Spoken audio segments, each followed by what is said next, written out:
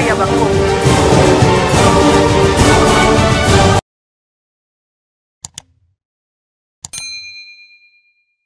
Oi, biso nyonso tokolunga na parade tokozala na kungumu kuna sheferi ya kungumu. Tokani malamu? Unité muke élément bakotika mpona kogarde ville. Ngai na gros, jemi azawat.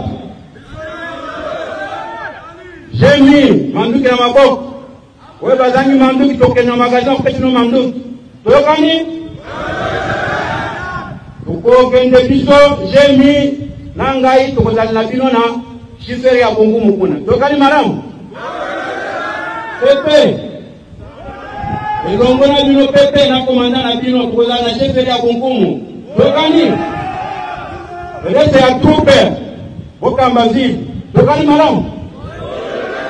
Reste ya troupe komisaria Kalisimbi, komisaria Goma, tenir des points chauds, tenir des positions, manduki na maboko. Tokani malamu?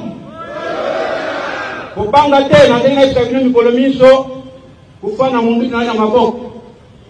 Nous avons voulu, moi en tant que combattant, que les combattants populaires, la population qui se fait quoi dans le Tumbawana. Tokotika te, que batonga mwana nenga mwa zali mibali pour les capichons, c'est zali basi. Chaque fois qu'on a la ville oil, je crois que nous allons mourir là-bas. Tokani malamu? Yebisa mwana na ya mukolo, yebisa mwasi na yo, asimba machete, asimba loko moko ya koko koma pemu. Tokani? Kero ande koma populaire. On nous a pas combattu aussi là. Yebisa ndeko ya mubali, yebisa mupinonso, asimba lichet, asimba loko moko koma moto, kero koma populaire. Tokani? Voilà la besoin de temps militaire pour que les retenir barrières. Commandant donner des armes aux policiers. Bata na manduki, Kalisimbi, Goma, bata na manduki. Você dire ville, você quiser battre madame na courage. Kubanga te, nungu mweza na kungu yoka, bakomea opembe, bona kubangi sa komi kubanga. C'est vrai population so komona batiba kisaka, bakomi kopende, nyonso ne pesa kama panique. Bonungu la panique, tokani? Encore des magouilles et mafias qui impliquent certains éléments de FARDC à Nitoré. 8 parmi eux, dont un colonel, sont cités dans le meurtre de deux ressortissants chinois en mars dernier vers Nderembi, un carré minier en territoire de Homo. Ce militaire aurait récupéré 4 lingots d'or des victimes. L'un d'eux est passé aux aveux.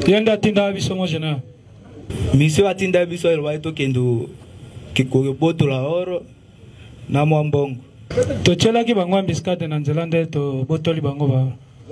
4 autres militaires ont été arrêtés pour meurtre et vol à main armée. Le gouverneur militaire regrette de voir certains militaires impliqués dans l'insécurité à Nitoré. Comportement qui doit cesser tel que recommande le président de la République Félix Tshisekedi, a dit le lieutenant général Luboya Kasha Majoni. Ça nous fait très mal quand on voit que où il y a aussi nos hommes qui créent l'insécurité. Je crois que vous avez appris que le commandant suprême, chef de l'État, nous a appelés dernièrement à Kinshasa.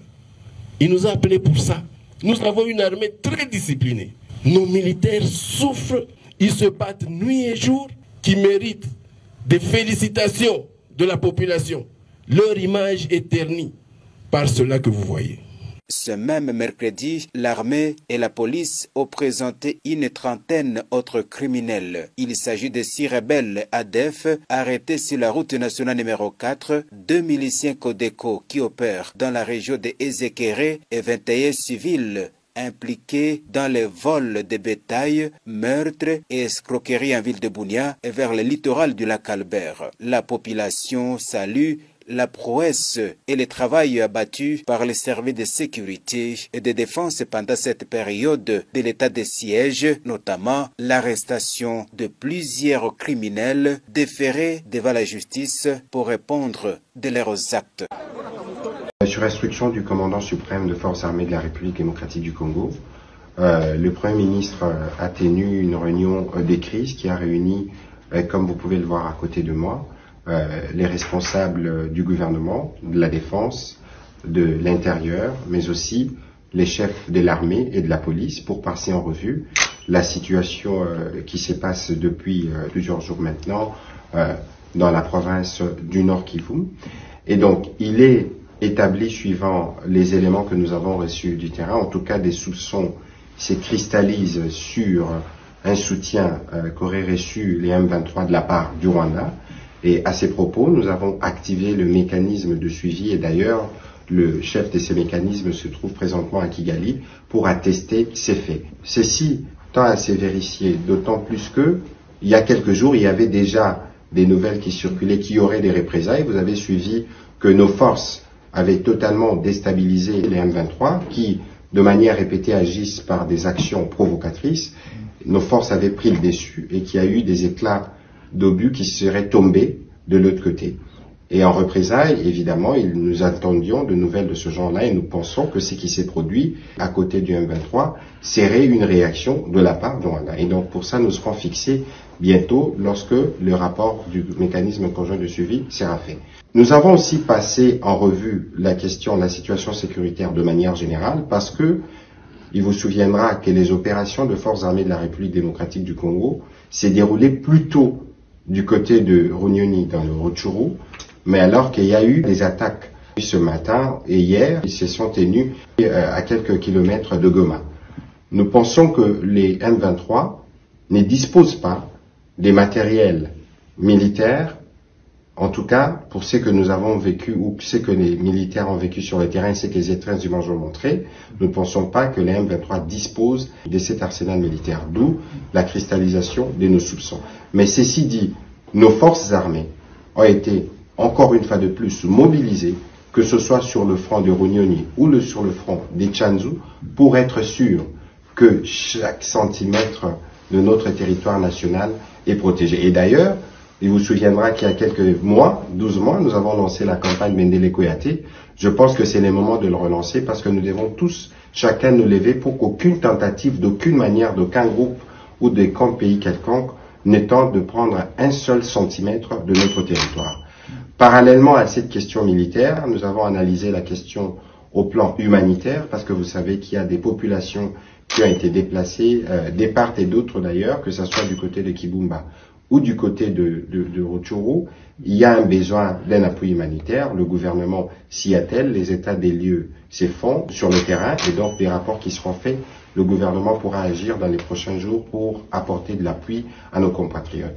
Nous tenons à rassurer la population congolaise en général, mais celle du Nord Kivu en particulier, que les gouvernements avec en tête le président de la République suit de près la situation et que toutes les mesures sont prises pour assurer la paix et la sérénité. Donc nous voulons lancer à la même occasion un appel au calme et suivre évidemment les instructions et les nouvelles qui sont données à la fois par les autorités militaires et par nous-mêmes. Et d'ailleurs, ils ont communiqué cet après-midi et cette communication vient renforcer celle-là.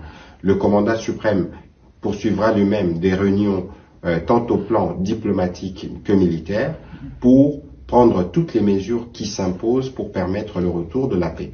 Vous savez que tous les groupes armés, à la suite de l'adhésion de la République démocratique du Congo à la communauté des États de l'Afrique de l'Est, tous les groupes armés se sont soumis au processus politique qui avait été décidé par les chefs d'État. À l'exception du M23, dont on parle encore maintenant, c'est un acte des rébellions visibles non seulement par rapport à la République démocratique du Congo, mais vis-à-vis de tous ces chefs d'État de la sous-région qui se sont engagés dans les processus de paix. Et donc, si ces mouvements et tous ceux qui a comme force affiliée derrière continuent leur aventure, ils subiront évidemment la force parce que la force est aussi l'alternative qui a été proposée. Je puis vous informer qu'il est prévu une réunion de tous les chefs d'état-major général des pays de la CAE pour qu'ils puissent étudier les mécanismes pour la mise en place d'un état-major conformément à la volonté exprimée par les différents chefs d'État. Et donc, nous tenons au retour de la paix. Le président de la République, depuis son arrivée aux responsabilités, l'a démontré. Nous faisons tout pour que la paix revienne, mais ceux qui seront réfractaires à la paix, ils seront bien obligés de subir la force parce qu'il y a un seuil de tolérance. Dans cette région, les forces d'armée sont depuis mobilisées parce que vous savez que c'est des zones qui sont sous état de siège, mais vous savez aussi qu'il est toujours préférable de recourir à la paix là où vous devez recourir à une arme. Nous attaquons l'ennemi qui est identifié, principalement l'ADF, qui est un mouvement terroriste étranger, nous les traitons comme tels. Mais pour ce qui concerne les groupes armés locaux, il y a évidemment une dimension patriotique et le président de la République, au cours de la réunion qu'il a eue avec eux en visioconférence, lorsqu'ils étaient à Nairobi, il leur a clairement tendu la main pour qu'ils rejoignent le processus de paix et qu'ils rejoignent la patrie et qu'ils cessent avec tout ce genre d'activité. Le message du président de la République a été bien entendu et d'ailleurs, vous savez que le panel qui a été mis en place séjourne dans toutes ces provinces, ils étaient à Bunia, ils étaient à Beni, ils étaient à Goma, à Bukavu, pour continuer les discussions. Nous sommes engagés sur la dernière voie qui doit nous conduire vers la paix et nous ne tolérerons nullement qu'un groupe réfractaire à ces processus s'hasarde à continuer à troubler la paix et la sérénité de nos populations dans les parties que nous venons de citer dans le Nord Kivu. Congo Avenir.